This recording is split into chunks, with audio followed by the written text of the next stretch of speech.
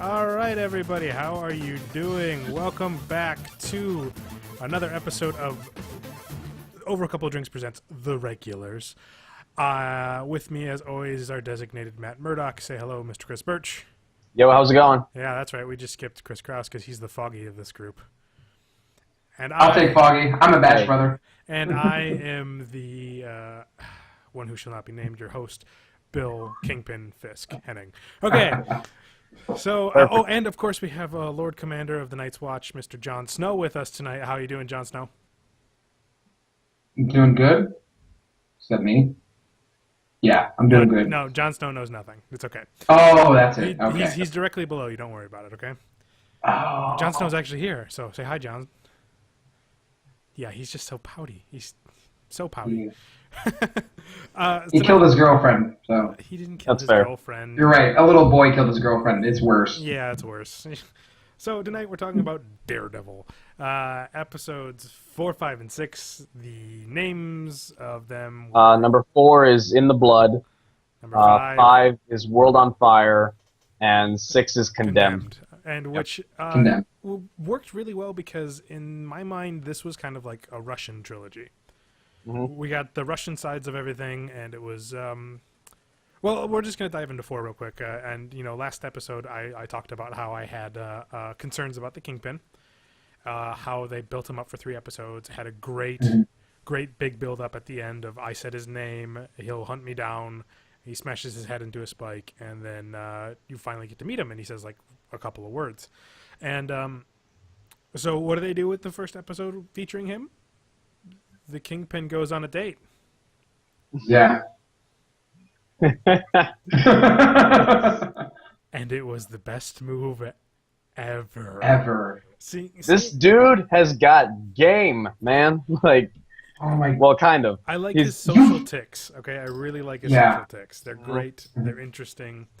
And then at the very end, we see his rage. Oh my God.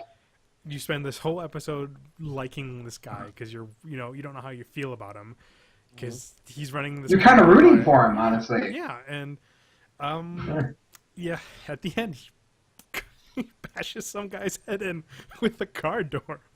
Yep, and I tell you what, when that dude walked into the restaurant and interrupted them, I was like, this is a dead man now. Yeah, this guy is not gonna walk out of this episode. And even then, the build to that. I mentioned in the last part about how frightening this show can be at times, and this was another time when, like, he's sitting in the car and Wesley's all like, just calmly like, you know, sometimes the things that we do, we can't erase them no matter what we do. Oh, passenger side, he wants to talk to you. He comes out like a freaking monster. Oh my God! Like grabs him, and I like. Okay, we talked a lot about fight scenes in the first episode. We'll get Cross to talk here in a second. Yeah. Don't worry. It's just we talked a lot about the fight scenes, and it was interesting to see. We've had 4 episodes of Daredevil kicking ass and taking names, and now we see Kingpin fight, and it's very, very brutal. Like a lot of it's not fight choreography heavy, but a lot of like camera panning up, a lot of downward smashing, and you get the sense of power that he is. Let's Cross, what do you think of this episode? Yeah, I'd agree. The same thing. There was this huge build-up, and it was such a genius move to introduce the main villain by showing him, hey, we're going to show this guy going on a date and how awkward he is, and make you root for him. And it just bounce off what you're saying, Bill. Like the stage combat nerd in me, I really have to give props to the choreographer in this because they made Kingpin's fighting style so specific to who he was, you get the sense of almost a child throwing a temper tantrum. Yeah. Which was a really interesting ring, you know. Well, yeah. He grabs the guy out of the car, throws him around, and the first thing he says after beating the hell out of him is, "You embarrassed me in front of her." You go, yeah. What? It's almost like not like it's almost not like it's a personal thing. You know? This guy must be thinking, what in hell are you doing this for? And you embarrassed me. And he knows, like, this is why I'm going to die. Yeah. I'm going to die because I embarrassed this person in front of me. I embarrassed you on a date. Like, this guy, and just the way they choreograph him, it's all big swings. It's power moves, like you said. And once Bill. he And honestly, once he starts going, it's like he loses control and Yeah. he doesn't stop boom, punching. boom. Just, Yeah, Wesley's he's rage. You know, he's full rage. And Wesley's reaction of "I'll just get out of the car now," it's just great. It's just great. I don't care if I have brain on my face. It's cool. I understand. I don't. What did Daredevil do in this episode? Daredevil this episode saved. He saved Rosario Dawson and did a better Batman Begins scene than all saved Batman Begins. That's what I talked about. Honestly, this film, I've talked about with Bill. I feel like this show is like, obviously it's taking, you got to say it's taking homage from the Nolan trilogy. Because the Nolan trilogy was the first one that introduced this, but it said, I saw what you were doing, and now I'm going to do it even a little bit better. Yeah. And it did. Like, you could have replaced Batman in that scene, no problem. But you know what? I didn't care. Yeah. It was great. We're ignoring our other guest, Jon Snow. What did you think of this episode? Why do we have him on? Seriously, his pouty face is just terrible. It's awful. Oops. John. Phone. What? Don't worry. Phone's going off?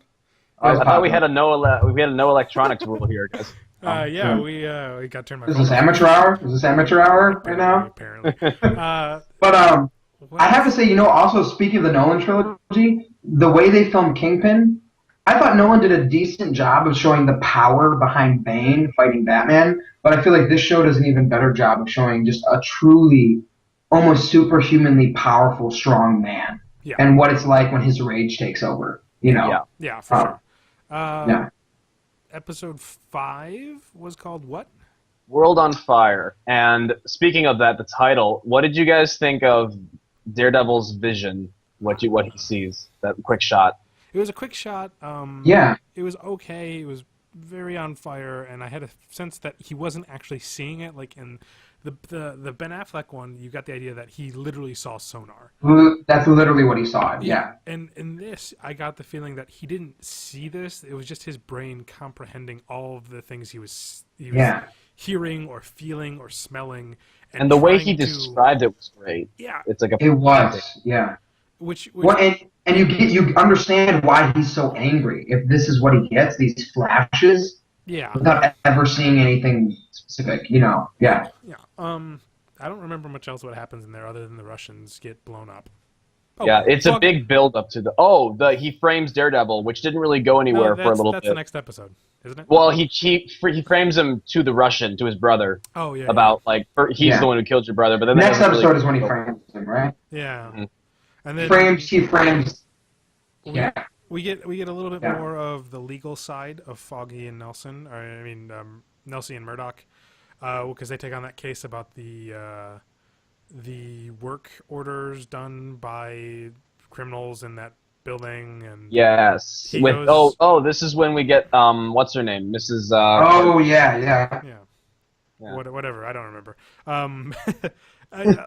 Cardenas, Cardenas, and then Fisk and Vanessa go on. Bill doesn't like Spanish.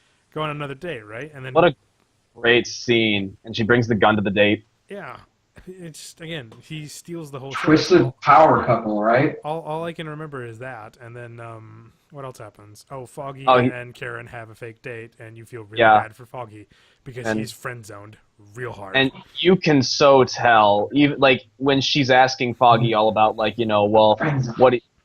does Matt see? I want you to. Is this the one when she was like, I want you to touch my face? Yes. Okay, and I was like, oh man, she's totally down with Matt. My face like a blind person, and then it's like I want to see that if I'm beautiful to a blind person. Like, okay. Yeah. Poor friend zone. Foggy. Poor Foggy. Oh! Last episode too, we had poor Foggy. Yurik. Hey, he was a Bash brother. Let's not feel too bad for him. All right, he was a Bash brother. Yurik and Karen had a thing in episode. Oh, Ben Urich. Ben Urich is so good in this show. Yeah. He is so good. Mm-hmm. And I'm glad they're using him. Like, he wasn't. I mean, he was pretty good in the 2003 movie. I mean, I don't know, he was there, but this guy is he really. In 2000? What? I don't know what movie you're talking. Wait, I don't recall. Was he Cypher? What's his name? Movie are we talking about? I don't know what movie we're talking about. All right. I don't remember.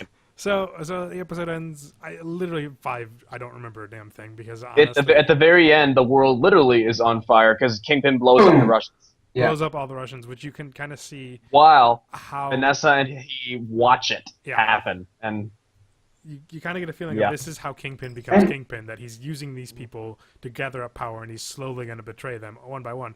Now, both of you assholes have finished the series and know already, but I am staying true to this, so yes, this is real time. I haven't watched the other ones, and everybody else in the world has watched it, but I don't care. This is for trying to be authentic here. Good.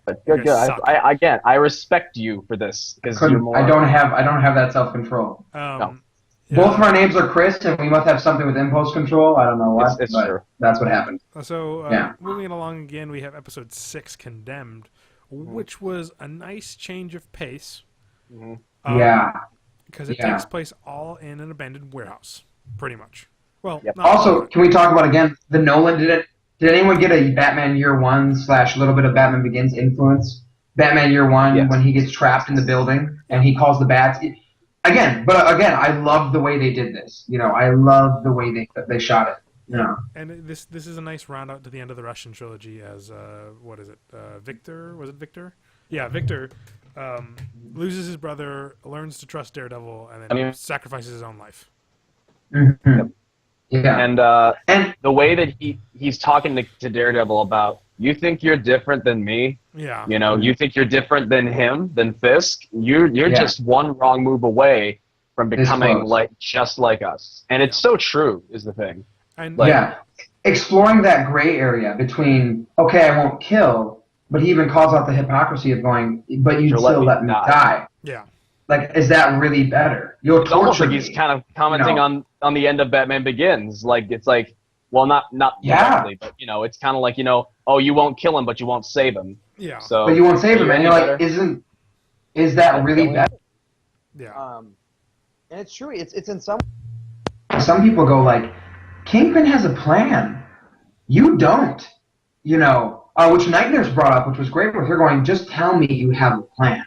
Yeah. And he doesn't, So it was really interesting, I thought. Really examining that moral gray area with these vigilante heroes, And you also see the brilliance behind Kingpin by trying to clean up two messes at the same time by framing Daredevil and getting rid of the crooked cop who's gone too far and screwed up. Yep. So it was good that way. I mean, it was a decent enough idea to try to twist that, they're going to shoot Urich. I'm like, no, they're not going to shoot him. They're going to kill the cop because he's screwed up twice now. Fucked up. Yeah. Oh, can we talk real quick about I forgot this happened in episode 5. That when the crooked cop when they kill that dude that they're interrogating. My god. That was great. I literally yelled "Holy shit" when it happened, because and especially when he's like, "Whose turn is it? Is it mine? Yeah, it's yours." Punch him. Like they do this all the time, probably. Oh yeah, they've probably done it a bunch of times. It was. I'm interested to see how it goes from here on out with the show. I'm worried about the costume change because I'm really liking the black costume. But again, you guys know how the red costume looks and how it functions. Fuck you guys. We'll talk about that later. I will say it's hard. I give props to modern costume designers. They got a tough job because the original superhero designs were all based off 1930s strongmen. Yeah. Which were ridiculous, and it's tough to make these things look practical and feasible. I really like the black costume. I love the black costume. I fell in love with it. It looks great. When I first saw the posters with the black costume, I was like, I'm so used to the red one, and it's kind of a favorite. But then I really liked it in this show. Yeah. Another solid 3 episodes to a great show. I'm excited to see where it goes from here. I think the next one isn't the next one Stick, which is yes. Okay, the next one is Stick, which is a backstory, and I'm excited to see that. It's really 6 episodes in on we're almost halfway through this season, and I'm loving it. It's great. The show's fantastic. Again, and a show that has 6 consistently great episodes is kind of hard. I mean, kind of hard to come by. Very in hard. Terms of I would say that S.H.I.E.L.D. didn't get to that point until Bill Paxton end of season 1 into 2. Until Bill Paxton showed up. Bill Paxton showed up and started having fun. All in all, I think if this quality stays through to Jessica Jones, Marvel is printing money again, and I'm a little shocked they haven't been filming Jessica Jones, and we don't have a trailer yet, because I feel like with the hype around Daredevil, they should have been like, oh, and by the way, in 2 months you're gonna have Jessica Jones. Yeah, and there's a couple pictures from the set. Like we saw a picture of David Tennant as the Purple Man. Oh, really? Yeah, he's literally just David Tennant. David Tennant's gonna be the Purple Man. Yeah. No way. Okay. I'm down for that. Marvel and printing money. Printing money. Well, you know what, though? I have to say, I'm glad that they didn't try to rush it, and it shows that they had the foresight to go, let's wait and see what people think about Daredevil. They like it? Okay, keep going with Jessica Jones. Yeah. You know, and people have it just shows, I think, the main difference. Yeah. Yeah, and that's the thing. This, like, you know, we can go, Daredevil was a sure bet, but, you know, I remember going, oh, they're going to do Daredevil as a TV show?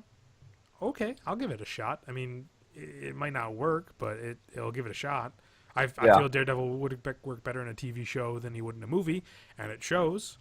It just, now we need like, you know, Jessica Jones, Iron Fist, Luke Cage, the Defenders, and then, like, next season they should add Moon Knight, the Punisher, and, like, all of these other, like, C-list villains. Can I just say, Punisher is going to get a show. He needs to get a show. The way that this show has been received and the violence that has been accepted, people are like, I'm cool with this. Punisher needs a show. Like, can we call Tom Jane back? Yeah. Just get Tom Jane back? Yes. Get Thomas Jane back and put him in a true Punisher storyline. I mean, heck, he was great in what was it, Dirty Laundry? Dirty Laundry was fantastic, yeah. We'll just get Ron Perlman back, too, and we'll just get Vincent D'Onofrio to come back to play Kingpin. And Please. And he should always come back. Spider-Man, why not? Did you read that interview where they asked him, they're like, would you want to be in Spider-Man? And he goes, I want to kick Spider-Man's ass. Yeah. Is what I want. I want that too. Question for you guys. If you had to rank Daredevil, including the Marvel TV series, right now, where would you put it compared to movies and TV series? Where would you put it compared to Very high. I think very, very high. Yeah. Probably in my top 5 Marvel things, period. As of right now, yeah, I think it would easily be in my top 5. That would being like, it would be Thor, Daredevil, Guardians, Cap 2. No, Avengers, Cap 2. Cap 2 is number 1 right now. First Iron Man? Is First Iron Man in there? Is the first Iron Man in? That's back now. It's still in my top 10 for sure, but I mean, it's not like, it's still up there. The reason why I just thought that was an interesting question, you know. Yeah. The reason why Iron Man's back further now is because, sadly, the character hasn't changed in the 5 movies he's in now. So if I really want to watch Iron Man, why don't I just watch the Avengers and get everything else out of it too? That's true. So that's exactly. Yeah. Hey, did you guys hear? And you listeners, did you all hear that? Apparently, Daredevil and the Defenders are going to be in Infinity War Part 2. What? Yep. Really? Mm-hmm. I'm in. That's interesting. That's awesome. I'm in. I heard the guy who plays Murdoch wants to be in Civil War, and I'm like, well, why don't you put him in Civil War? I would love that. I would love. I mean, even if it's just a quick cameo, I would love to see that. Yeah. You know, just to tie it together. And honestly, too, I really like Charlie Cox. The fact that he came from an indie movie, not indie, but like, you know, a cult kind of hit with Stardust, and now he's landed Daredevil. Like, it's just the dude. You know, I give the guy major props that he's also completely out of character from what he was too. Exactly. The only thing I ever saw him in was Stardust, and he plays this lovesick, classic, generic.